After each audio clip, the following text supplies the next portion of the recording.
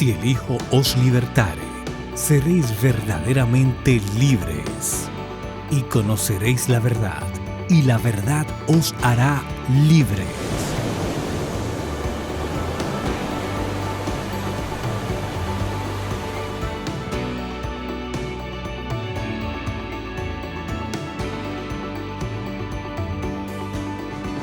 Así inicia el programa que bendecirá su vida y su familia. Bienvenidos a esta experiencia espiritual.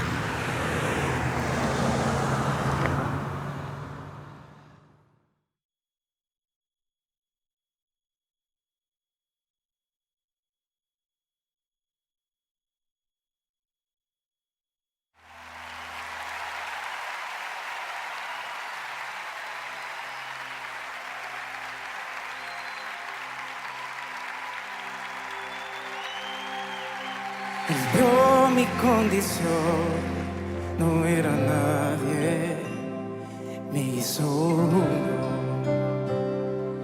de su pueblo, real sacerdocio, escogido por Él es mi Padre y yo su Hijo. Admirable consejero, príncipe de paz, es aquel que se hizo carne, lleno de gracia y verdad. Él vio mi condición, no era nadie, me hizo uno de su pueblo, real sacerdocio, escogido por Él es mi Padre y yo su hija. Admirable consejero, príncipe de paz,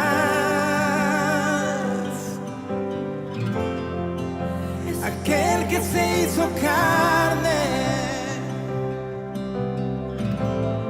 lleno de gracia y verdad. Admirable consejero, príncipe de paz, es aquel que se hizo carne, lleno de gracia y verdad. La reina se encarnó, tomó forma de un hombre, por amor, caminó en humildad y en obediencia sufrió, por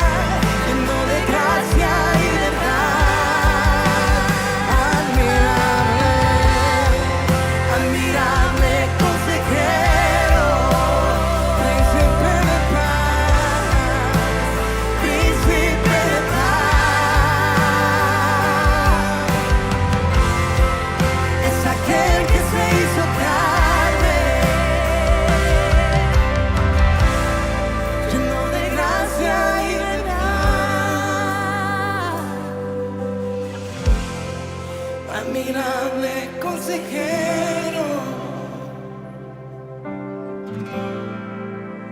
príncipe de paz, es aquel que se hizo carne, lleno de gracia y verdad. Es por tu gracia que estoy de pie, que estoy de pie, solo por ti, amado Dios.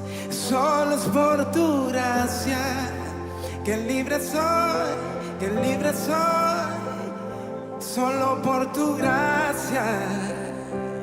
Oh, y solo es por tu gracia que sano soy, que sano soy, que sano soy. Y solo por tu gracia, y solo es por tu gracia que libre soy, que libre soy, que libre soy. Oh, y solo por tu gracia, alguien levante sus manos y diga, y solo por tu gracia estoy de pie, que estoy de pie, que estoy de pie. Y solo por tu gracia que libre soy, que libre soy, libre.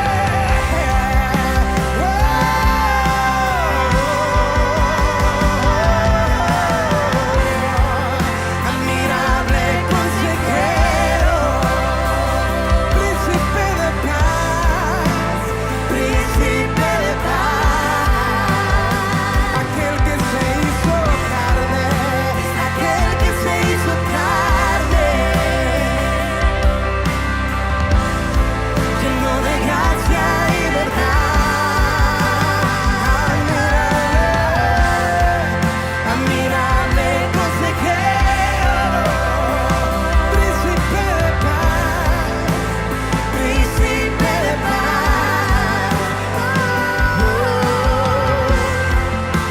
Aquel que se hizo carne, lleno de gracia y verdad.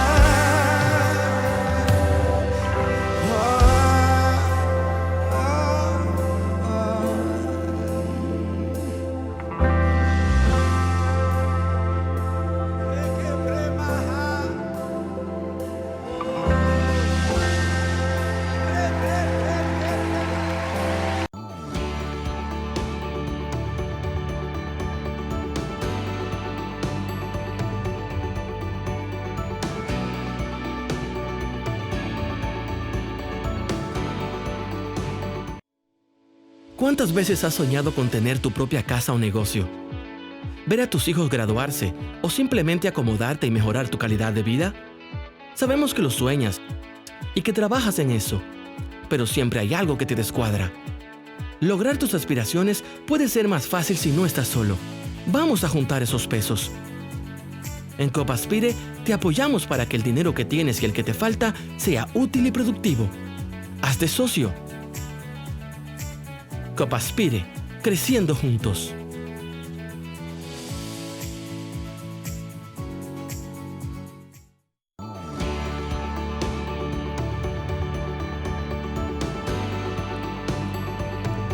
Sí, buenas. Estamos contentos nuevamente de que un viernes más, viernes 4 de octubre, ya el año caminando a su final, nos volvemos a juntar en un programa más de Conoceréis la Verdad desde la perspectiva de la educación. Desde la semana pasada, junto con el arquitecto Luis Sena, hemos comenzado a hablar de la educación conectada a una propuesta de desarrollo nacional que permita que lo que los alumnos aprendan en las aulas de la escuela sirvan definitivamente para que esto empuje hacia un plan mayor de la educación. Así que buenos días, Luis. Buenos días. Gusto de que el Señor nos dé el privilegio de volvernos a juntar. Así que vamos a seguir en la temática del viernes pasado, Luis, porque algunas personas se nos acercaron y nos dijeron que el tema les resultó interesante, sobre todo porque uno de los problemas que ellos perciben de la educación es que mucha de la información que los estudiantes reciben en la escuela, los mismos estudiantes alguna vez se preguntan, ¿para qué me sirve esto? ¿Para qué y en qué voy a usar esto? Y justamente una de las preguntas que yo entiendo que la educación en sentido general y en sentido particular, la educación cristiana debe hacerse. ¿Cuál es la naturaleza del niño o de la niña que recibimos en la escuela? ¿Qué tan efectivo nosotros podemos ser con el niño o la niña que nosotros recibimos como maestro o maestra en las aulas? De tal manera que es posible de verdad que la educación garantice el conocimiento. Los alumnos pueden llegar a conocer la verdad. Claro. Bueno, lo primero que debemos tomar en cuenta es que en una concepción bíblica de la vida, los alumnos son vasos llenos de los cuales hay que sacar el potencial de sabiduría que Dios puso en ellos. No vasos vacíos que hay que llenar con información y con conocimiento. Entonces, hay una diferencia estructural entre una visión del mundo bíblica y una visión del mundo secularizada o un cristianismo gnóstico dualista. Entonces, en el concepto bíblico es posible conocer porque Dios existe fuera de la creación, Él se ha revelado en la creación y en su palabra, por lo tanto la verdad es objetiva, porque Dios existe y es objetivo y Él se ha revelado. Entonces tenemos la posibilidad de un conocimiento objetivo. Eso es esencial para entender la educación y el conocimiento desde una perspectiva bíblica. Okay. Entonces, en esa línea, ¿cuáles son los resultados al que deberíamos aspirar como sociedad con la educación que nuestros hijos están recibiendo en la escuela? No. Dios se ha revelado. Es posible conocerlo porque Él es un Dios diferente a su creación. Él se ha dado a conocer. ¿Para qué Dios se dio a conocer? ¿Qué es lo que nosotros deberíamos lograr como resultado en la escuela? Ok. Lo que deberíamos, no necesariamente lo que se está planteando que vamos a conseguir. Ya, porque como habíamos establecido en programas anteriores, todos los sistemas de educación tienen una espiritualidad, tienen una metafísica, tienen un ethos detrás, todos.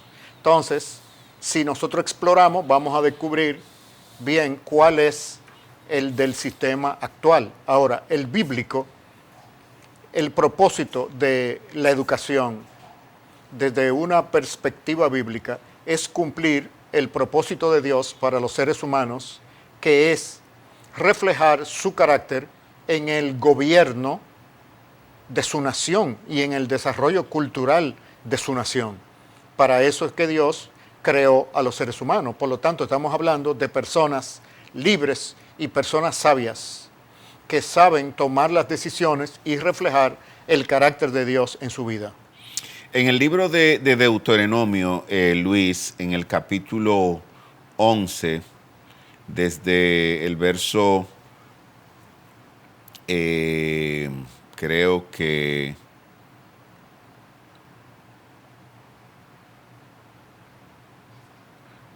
el Señor habla de esa parte que es responsabilidad. Grábense estas palabras en el corazón y en la mente. Átenlas en sus manos como un signo y llévenlas en su frente como una marca. Enséñaselas a sus hijos y repítanselas cuando estén en la casa y cuando anden por el camino, cuando se acuesten y cuando se levanten. Escríbanla en los postes de su casa y en los portones de la ciudad. Así, mientras existan los cielos sobre la tierra, ustedes y su descendiente prolongarán su vida sobre la tierra que el Señor juró a los antepasados de ustedes que les daría. Si ustedes obedecen todos estos mandamientos que yo les doy, amen al Señor su Dios, sigan por todos sus caminos y sean fieles.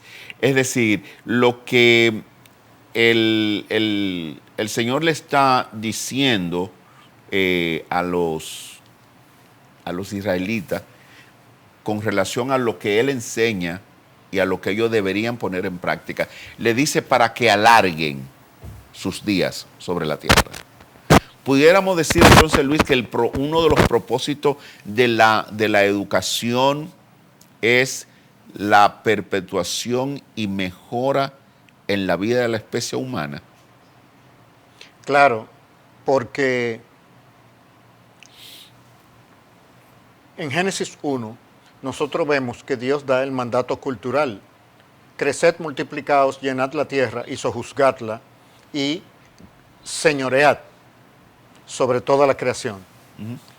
En Apocalipsis 21 nosotros vemos que dice que los reyes de las naciones traerán el honor y la gloria de las naciones a la ciudad celestial.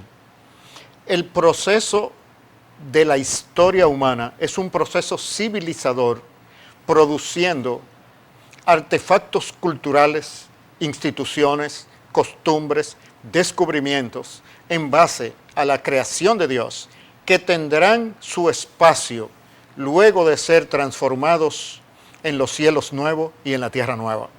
Entonces quiere decir que precisamente el gobierno de los humanos, del territorio físico y social que Dios les ha dado, es crear todos los artefactos y productos culturales que Dios transformará para el escenario de la tierra nueva. Eso es lo que enseña la Escritura. Por lo tanto, tiene un significado preponderante e importante la contribución cultural que cada generación hace en la historia humana, sobre todo cuando recupera su identidad propia como humanos en Jesucristo.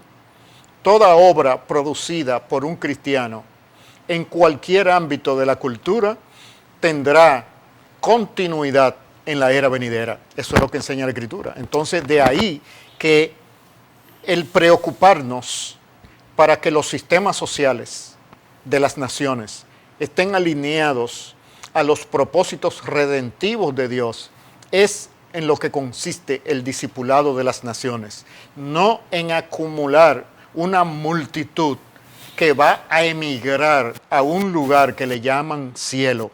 Ese no es el cristianismo de la Biblia. Ese es un cristianismo dualista con características griegas platónicas. El cristianismo centrado en las Escrituras ve la transformación de la tierra presente en tierra nueva y Dios viniendo a morar como lo hizo en el tabernáculo, como lo hizo en el templo, como lo hizo en la encarnación, a morar con su pueblo. Y eso es lo que une al cielo nuevo con la tierra nueva, que es el estado eterno que la Escritura nos describe.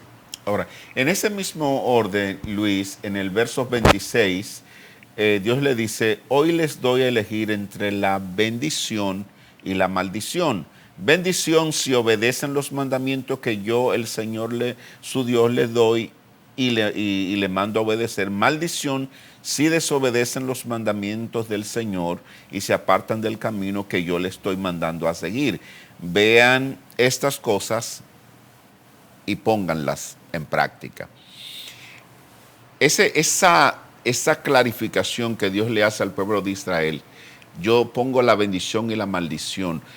Toda esta complicación que vemos en la humanidad hoy ha sido producto del no entendimiento o la desobediencia posterior a entender lo que Dios mandó?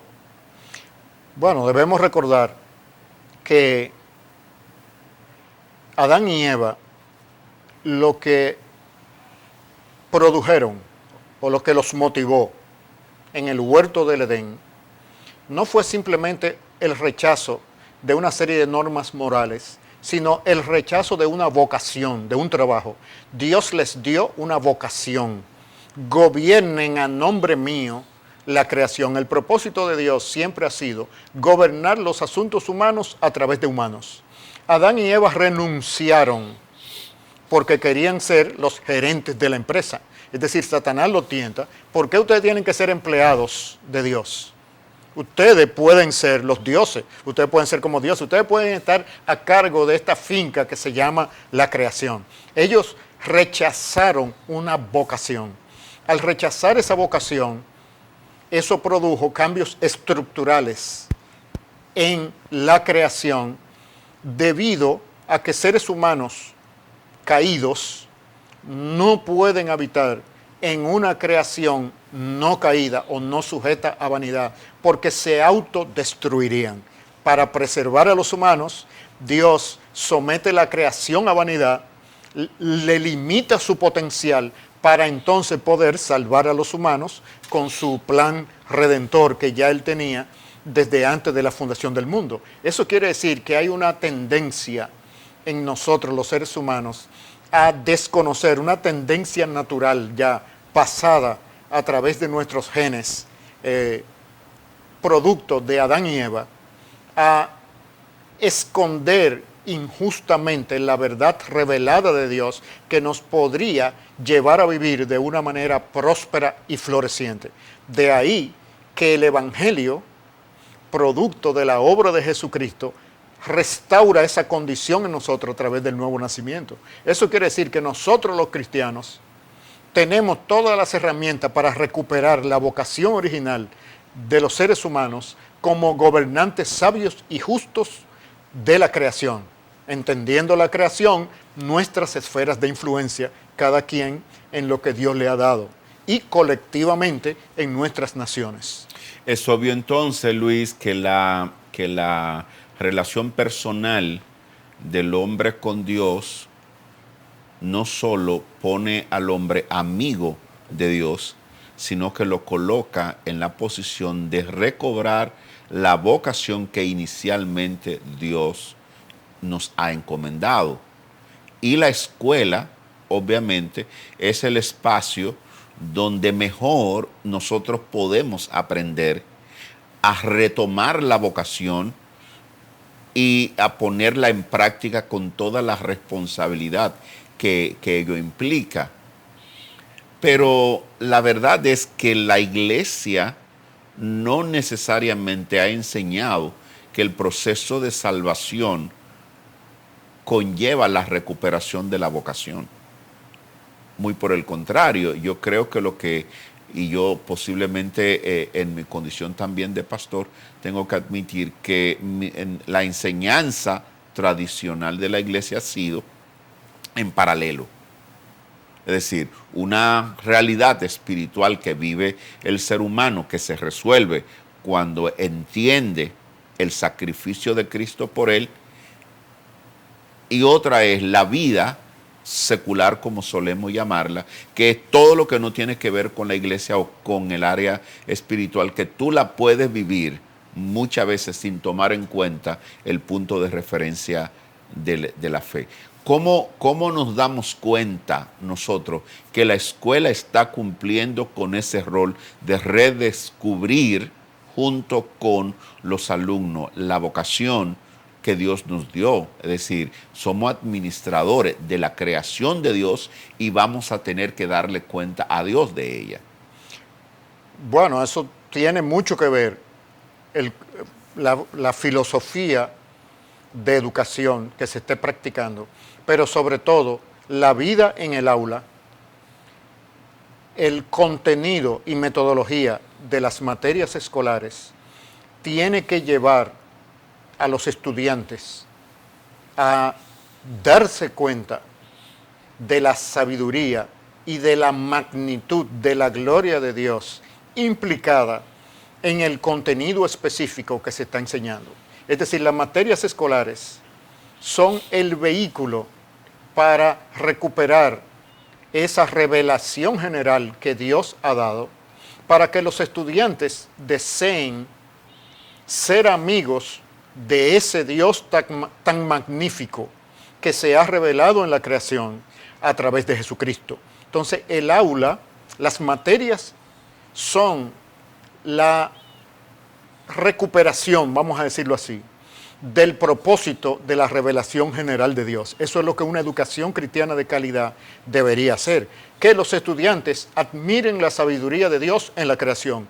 Eso no quiere decir que por medio de esa admiración de Dios, de la inteligencia y la sabiduría de Dios, se van a salvar o van a ser regenerados, pero sí van a tener que reconocer como humanos que hay una inteligencia y una sabiduría muy superior, de las cuales ellos tienen son parte también. Eso los va a llevar, como son niños, a una admiración, y el maestro entonces apuntará a que Dios se ha revelado en Jesucristo para ser amigo de ellos. Pero ese Dios que es tan poderoso y tan hermoso y tan veraz, reflejado en la geografía, en la zoología, en la botánica, en la anatomía, etc. Entonces, una educación cristiana verdadera busca la gloria de Dios en los contenidos de la materia, no en los contenidos religiosos o espirituales. El cristianismo paralelo a la vida real no es bíblico, es griego, no es hebreo, es griego, es platónico, no bíblico. Entonces nosotros tenemos que revisar el cristianismo que practicamos desde las iglesias. De hecho, la iglesia es una de las instituciones de la sociedad, pero son todas las instituciones las que deben reflejar la gloria de Dios y deben ser lideradas con las características de Dios, no solamente la iglesia. Jesucristo es tan Señor del Palacio Nacional como de una iglesia local.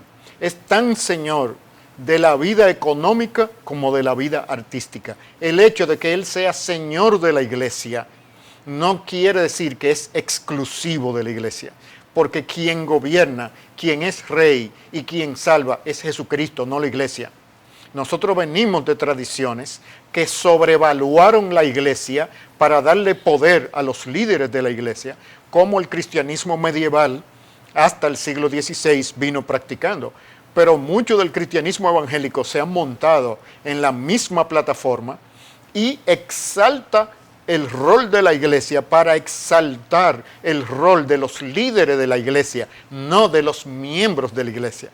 Desde una perspectiva bíblica, la iglesia está formada por el cuerpo, por los miembros, no por los líderes. Entonces, esa distorsión hace que se proyecte un cristianismo distorsionado y que cuando lo aplicamos a la educación, todavía se insista en que educación cristiana quiere decir educación con contenido religioso, o bíblico o espiritual, no revelando a Dios en los contenidos de las materias que revelan su gloria en la creación. Hemos tenido históricamente, Luis, algunas concepciones históricas y filosóficas de lo que debe ser los objetivos y metas de la educación. Para los griegos, la meta de la educación era educar para el Estado, que de una u otra manera lo hemos estado conversando en algunos de los programas. O sea, que los griegos eran socialistas, eran los primeros socialistas. Exactamente, en el concepto de educar para el Estado, un Estado reproductor en el educando de las concepciones que el Estado quiere, los griegos fueron los primeros en postularlo. Los humanistas, en sentido general, el propósito y la meta es ayudar al alumno a desarrollar sus condiciones que da por sentado que son buenas. Negando la enseñanza bíblica de la caída y del pecado en los seres humanos. Obviamente. Es una negación a esa realidad de manera deliberada. Exacto, para tratar de librarse de la opresión religiosa del cristianismo medieval. Exactamente. Y la otra concepción es el naturalismo, planteado de hecho por Rousseau, que decía que el hombre nace bueno y la educación debe adaptarse a la naturaleza de ese hombre que no cambia. Es decir, el niño nace bueno, por lo tanto, la educación tiene que partir de la concepción de que es bueno y de que esa naturaleza no cambia. Y está el pragmatismo más llevado a la práctica en la sociedad norteamericana, que dice que lo que vale la pena es lo funcional, producir ciudadanos democráticos, por lo tanto, tiene que ser la meta de la educación. Cuando nosotros vemos, Luis, cada una de estas concepciones histórica y filosófica, nosotros vemos que es como si reflejaran estadios de desarrollo de la sociedad humana. Pero debería la educación ser un instrumento de habilitación de los súbditos de un estado cualquiera. De la habilitación. Es decir, de prepararle al Estado súbditos, gente que respondan al esquema de pensamiento que el Estado o la dirección. Claro que no, porque de acuerdo a la doctrina de la caída, desde una perspectiva bíblica, todos los seres humanos somos peligrosos. Y los seres humanos más peligrosos son los que tienen más poder. ¿Dónde están los seres humanos que tienen más poder? Los que administran la institución de la sociedad a la cual Dios le ha legitimado la coerción y la espada. Eso quiere decir que los seres humanos que administran la institución de la sociedad, que tiene el poder de la espada y de la coerción, son los más peligrosos. Por lo tanto, la sociedad tiene que ponerle todos los límites que sean necesarios. ¿Cómo entonces se le va a dar al Estado el dominio de la conciencia, de la generación de los próximos ciudadanos a través de la educación? Eso es no entender la realidad desde una perspectiva bíblica. Por eso, muchos de los fundadores de la nación norteamericana, que fueron discípulos de los puritanos ingleses, entendían que la educación debía ser privada.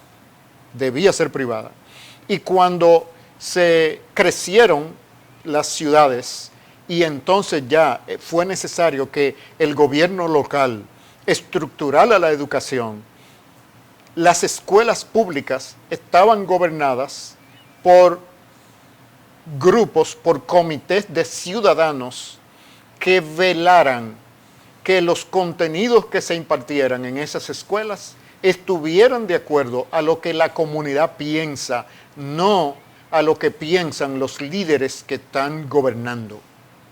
Es decir, la idea del Estado benefactor, que supuestamente tiene la intención de asegurar nuestra salud, nuestra educación, nuestra vivienda, es una mentira, es una campaña publicitaria de los tiempos modernos para recuperar las actitudes monárquicas de tiempos pasados. La civilización de Occidente se ha ido degradando, especialmente Europa, con ese socialismo de Estado. De ahí es donde está su bancarrota económica, esencialmente.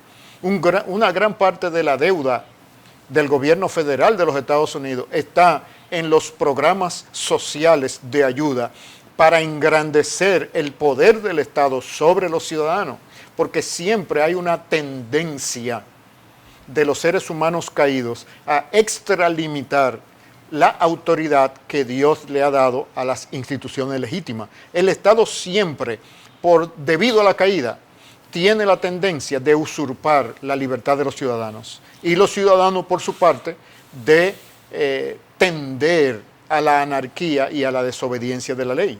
Entonces, Dios a los ciudadanos le ha puesto su sentido de la libertad para que mantengan a raya a una institución necesaria por razón de la caída que se llama el Estado. Entonces, no puede dársele al Estado la prerrogativa del dominio de la conciencia y los contenidos de los ciudadanos. Eso es una trampa. Eso es creando un sistema monárquico. Cuando el Estado dominicano asume la jornada escolar extendida, lo hace aduciendo que quiere darle mayor libertad a los padres y a las madres a trabajar más horas mientras sus hijos son cuidados en las escuelas. ¿Hay algo de eso en una medida como esa? De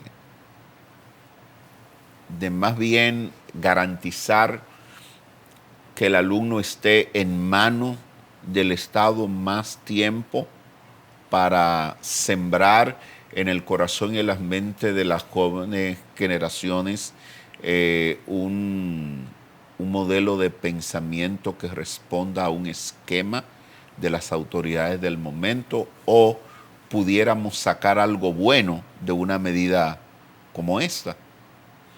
No sé si me doy... Claro, por eso, todo sistema humano tiene una filosofía y una espiritualidad detrás. El punto es cuál. Entonces, en los países latinoamericanos no se ha enseñado ni se ha cultivado el concepto de la libertad de conciencia y el autogobierno de los ciudadanos, sino que se asume que el Estado, representado por sus líderes carismáticos, es nuestro papá, es nuestro benefactor de la patria y padre de la patria nueva, como se hacía exacto, en la Trujillo. era de Trujillo. Entonces, llamar. Latinoamérica nunca ha pasado por los procesos de libertad y florecimiento de Europa del Norte y Norteamérica, producto de la Reforma Protestante. Entonces, toda institución humana tiene una filosofía detrás. ¿Cuál es la filosofía moderna de los estados y de la política en general? El Estado benefactor. Okay. Pero el Estado benefactor no es más que el principio esencial que le da a un grupo de ciudadanos el dominio sobre la masa de los ciudadanos en función de venderle la idea de que el bienestar colectivo es su motivador. Eso no es creíble a la luz de una cosmovisión bíblica. Los que creen eso se están engañando porque ni entienden la Biblia ni entienden la historia. Así es como todos los poderes humanos, comenzando con Nimrod en la Torre de Babel. Ese colectivismo de la Torre de Babel era construir la torre bajo el gobierno de Nimrod. Fue la primera iniciativa socialista. Entonces, ¿cómo recuperar un grupo de humanos todo el poder para subyugar al resto de los humanos? Siempre ha sido el desarrollo de la historia. A través de la enseñanza de la verdad bíblica, los humanos han podido detectar eso y crear y contrarrestar esa tendencia pecaminosa. Pero donde la verdad bíblica no ha sido aplicada a la esfera social y política, esas sombras del carácter humano se proyectan y los más fuertes tienden a apoderarse de la libertad y de los recursos de las masas, y la manera de hacerlo modernamente no es con ejércitos y con la fuerza, sino mediante la persuasión de que hay un ente impersonal que se llama el Estado, que es tan bueno que si tú le das tu conciencia y tu libertad, él te va a dar una vida floreciente. inclusive la educación de tus hijos e inclusive para que tú puedas trabajar más, te los va a cuidar y le va a dar alimento, etc. Todo eso es parte de un paquete del Estado benefactor que surge eminentemente después de la Segunda Guerra Mundial y que ha llevado a la bancarrota a las naciones europeas y aún a la Norteamérica. Es decir, la civilización de Occidente, al caer en esa utopía del Estado benefactor, los recursos necesarios para el Estado benefactor, es lo que ha causado la decadencia económica de la civilización de Occidente. O sea, en otras palabras, es una falacia que exista ese ente impersonal que casi refleja los atributos de Dios en cuanto a la promoción y la publicidad que se le da. Justamente esa es la parte que quería conectar. Si entendemos bien y los amigos desde su casa han estado entendiendo el concepto, ese Estado benefactor lo que ha tratado es de crear un mundo, un paraíso. De venderlo. De vender. Porque no lo ha podido crear. Bueno, en sentido, porque la simulación o el ensayo, queremos hacer el paraíso que la Biblia habla desde teniendo al Estado como el reflejo de Dios Padre. Pero eso es una idea de Rousseau y de la Ilustración europea del siglo XVIII. O sea, todo ese movimiento humanista y luego ese secularismo de la Ilustración proponían eliminar la importancia del individuo y que mediante un contrato social nosotros le cedamos nuestros derechos de libertad a un ente impersonal que se llama el Estado. Por eso la Revolución Francesa deificó al Estado de una manera tal que terminaron en una dictadura bajo Napoleón Bonaparte. Y en efecto, entonces, ese Estado benefactor encuentra en la escuela su mejor laboratorio para reproducir esa mentalidad. Decías hace un rato, Luis, que eso de que el Estado está en la obligación de garantizar salud, educación, alimentación, hasta recreación, como derechos inalienables del ser humano en las naciones.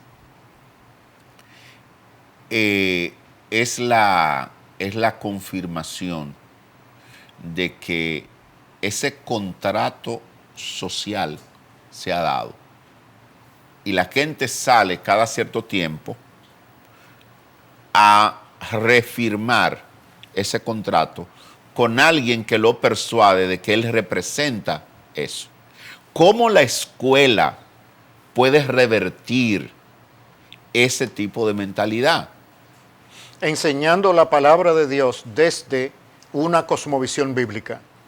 La Biblia no es para sabérsela, es para vivirla. Y es para vivirla en el contexto de la creación y de los sistemas culturales.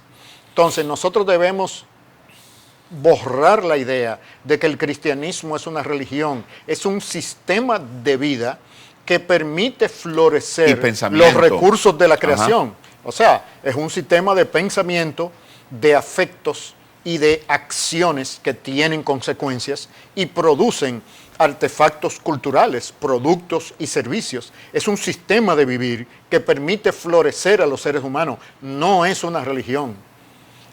Porque la religión implica la intermediación de personas e instituciones en términos de la relación con Dios. El cristianismo borró eso ya. Todo creyente a través de Cristo tiene acceso directo a Dios. No necesita ningún otro humano, se llame papá, mamá, hermano, pastor, obispo, gobernante. No. Durante la Edad Media, el rey gobernaba por derecho divino. Ya a través de la recuperación de las verdades bíblicas, todo creyente tiene acceso directamente a Jesucristo, no necesita intermediarios humanos. Por lo tanto, es una persona libre y las personas libres no permiten ser masificadas. El Estado benefactor no es más que humanos caídos, unos pocos, tratando de apoderarse de la libertad y de los bienes de los muchos. La perspectiva bíblica, entonces, ayuda en la educación a crear un tipo de ciudadano que se autogobierna delante de Dios y por lo tanto necesita un mínimo gobierno externo por parte del Estado para cumplir el orden de la sociedad. Esa es una educación que enseña a los estudiantes a ser sabios y a ser libres y autogobernados. Es una educación que siembra el tipo de sociedad que puede florecer. Una educación que centra al estudiante a repetir los protocolos que ese mismo sistema educativo y que ese Estado está proponiendo, está cayendo en la trampa de hacerle el juego a los que diseñaron esos sistemas educativos. Todos los sistemas educativos tienen una filosofía, tienen una lógica detrás. Por eso es que hay que examinarle la lógica. El sistema de educación secularizado lo que trata es de quitar a Dios de la educación para sustituirlo. No es quitar a Dios, es sustituir el rol de Dios por el rol de los poderosos y de las élites. No es quedarnos sin Dios, como si eso fuera posible, sino sustituir el rol de Dios. Traer delante de los alumnos, delante de la sociedad, un nuevo Dios que puede ser el Estado, representado por las autoridades del momento. Viendo todo esto, mis queridos amigos, desde su casa, hay una responsabilidad entonces de la familia en todo este proceso de la enseñanza de los hijos y en todo un proceso de vida en libertad. En el sentido de que si nosotros logramos descubrir cuál es el propósito que hay detrás de lo que nuestros muchachos están recibiendo en la escuela, qué es lo que las presentes autoridades, cuando digo presentes autoridades, no estoy haciendo un énfasis particular en las que están, en las que han estado, en las que vendrán, en las que de hecho tenemos hoy. Cuando tú descubres eso, entonces tú tienes que asumir la responsabilidad de decir, a mis hijos no voy a permitir que se reproduzca en ellos una filosofía de mendicidad en la que aprendan a querer depender del Estado y a querer que el Estado se convierta en el Dios que la Biblia ha revelado, porque eso es imposible. Es una responsabilidad de la familia hacerle ver a los estudiantes que si bien es cierto, la escuela es un instrumento para que ellos pongan en marcha su desarrollo, ellos también están en la responsabilidad de cuestionar la figura del maestro o la maestra que está delante de ellos. Y para que eso lo hagan, papá y mamá desde la casa tienen que comenzar a trabajar una cosmovisión diferente.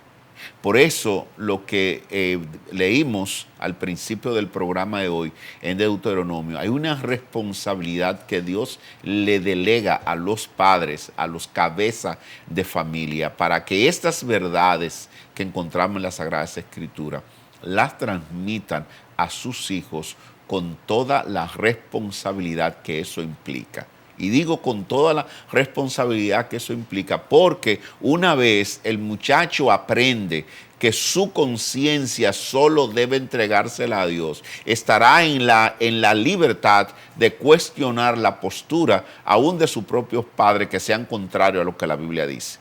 Si papá me está a mí dirigiendo en una dirección, en un camino que menoscaba mi dignidad como ser humano, y que no me permite a mí tener una relación personal con Dios, sino que la mediatiza y me convierte a mí en un robot para hacer lo que las autoridades de turno quieran, yo como alumno, yo como hijo, estoy en la obligación de parar a mi papá, a mi mamá, decirle, no, eso no es lo que la Biblia dice. Tú sabes que te quiero, que te respeto, pero el respeto que yo debo de verte a ti no está por encima de la lealtad que yo le tengo a mi Señor. Y es lo mismo que debería hacer los alumnos en la escuela. La educación como baluarte de la libertad comienza con una responsabilidad de la familia de defender los valores revelados. Dios es posible conocerlo porque Él se reveló. Y esa revelación está contenida en las Sagradas Escrituras, la Biblia, que la tenemos disponible nosotros para poderla estudiar y poderla poner en práctica. Así que, Luis, gracias una vez más por la claridad de todo lo que hemos hablado hoy y gracias a ustedes por darnos su tiempo una vez más. Esperamos volvernos a juntar el próximo viernes aquí en Conoceréis la Verdad desde la perspectiva de la educación. Muchas gracias y feliz resto de la semana para todos.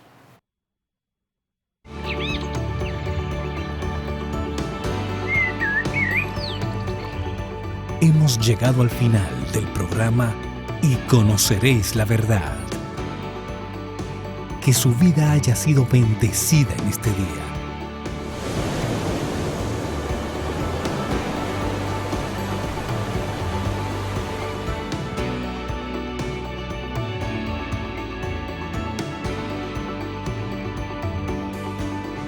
Le esperamos de lunes a viernes a esta misma hora.